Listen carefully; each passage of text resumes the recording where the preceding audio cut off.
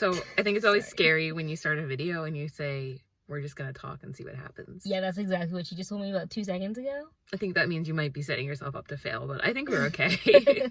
So, like everyone else, we are, people use different terms, right? Like social isolation. Let's just say social distancing and quarantine, self-quarantine. I don't think I'm self-quarantining. I don't think it counts as that. I don't think so either. I don't know, maybe I'm wrong, but I like social distancing a lot. Yeah, I think that makes the most sense. But anyway, so because of that, we're like very disoriented, I think, like everyone else is right now. Yeah, like we're back at home, which is not like, we don't spend time at home together at all. We haven't done that in a long time. We live together, but not here, is what we're saying. It's very confusing. Exactly.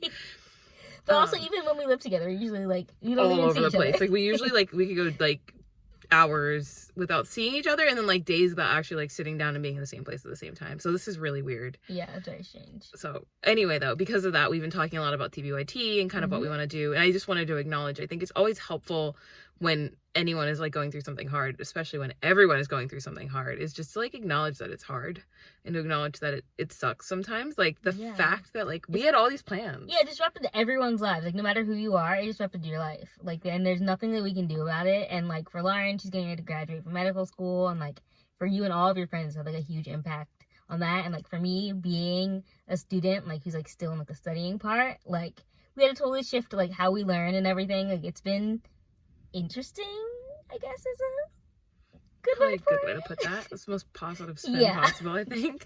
And just like really letting go of things that were important to you and you like cared about or really wanted to happen. And it's just so, I think the weirdest thing for me is like, if you would have asked me like 2 weeks ago what I was worried about, the list of things shifted almost immediately. Like within several hours, it just changed completely. Yeah. Like the things that I thought I was worried about or like even was complaining about, like don't exist anymore.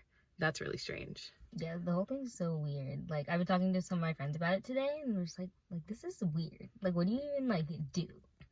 So, I think that's one of the questions that we're posing to ourselves as the two leaders of Think Before You Type is, like, what do you even do? Yeah. And I think one of the things that we are remembering and realizing is that people are online a lot right now. People are going towards social media and all these other ways of connecting with each other right now. Since we can't do it in person. And it's helping us. And I think that's always been one of our goals with TBYT is like pointing out the positive aspects of online and online communication while also being very aware of the negative side and like trying hard to do something to raise awareness about it, but also just promote really great use of the internet. So I think that's kind of part of why we're here is just to kind of talk about that too, is like, I guess, Tori, I'll pose this question to you. Sorry, Victoria, for most of you. I'll pose this question to you. What do you think is the most positive thing that you've seen come out of this in terms of social media? Or in terms of social media, what's the most positive thing? I'm trying to think of one specific example. You have to give me a second. Can I throw it back at you real quick? Because I need to think. Ooh, but I'm going to have to think as well. Okay, I actually have a quick answer. I have a quick answer. For me, music is a really huge part of my life. Always has been. It's part of our family. Like, it's just like how we grew up. We do. Oh, everything so true. is surrounded by music. I said your thing earlier related to that. Yeah, so I think that being said, I think one of my favorite things is kind of getting back to that. Is like having the time, like I can't work clinically. Not that I was this month anyway, but like I can't hang out with my friends. I can't do a lot of those things, but I can always go back to music. And that has been such a great grounding thing for me. And I've rediscovered songs and artists that I really love to listen to. Been listening to a lot of like worship music and Christian music and a whole bunch of other things that maybe I hadn't taken the time to listen to in a while. I'll give a shout out to Noah Kahan because his album Busy Head was a huge part of my life, I feel like, when it was first released. And then of course, like life goes on, things happen, you don't have as much time to listen, and I've gone back to it and I've been able to go back to the songs that really helped me before, and they've been able to help me again. So I think that's really cool, and he's done a bunch of lives and I've loved all of them. All right, now the answer. Yeah. Now I feel like I'm in the hot seat. I don't know if there's any like one specific thing. Like yours is like a super like general thing as well.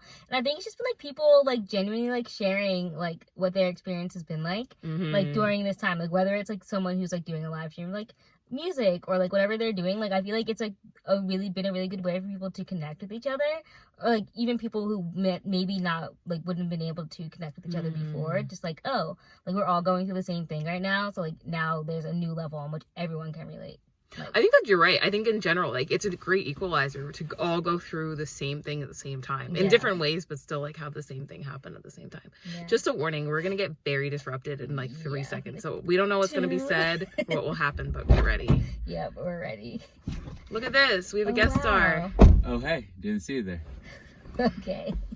We don't know if that is going to stay in or not. This might be your cue to go. Yeah. We're going trying to go on a walk. We're going to go on a walk. That's what we're going to do. Yeah. We're going to go and get some fresh air. I think that's one of the big things I would say is that we've been, especially John and I, our brother, we've been trying to be really active. Tori has a lot of schoolwork to do, so she's in a different place and that's fine. But we've been trying to be as active as possible because that's one of the things that's helping us kind of stay sane and stay grounded right now. So that's been really great. So we're going to go and walk and get some fresh air. And you should do the same if you have some time. But we really appreciate that the internet has been a positive way for people to connect even through this. And we hope that this continues far beyond this whole pandemic situation. I agree.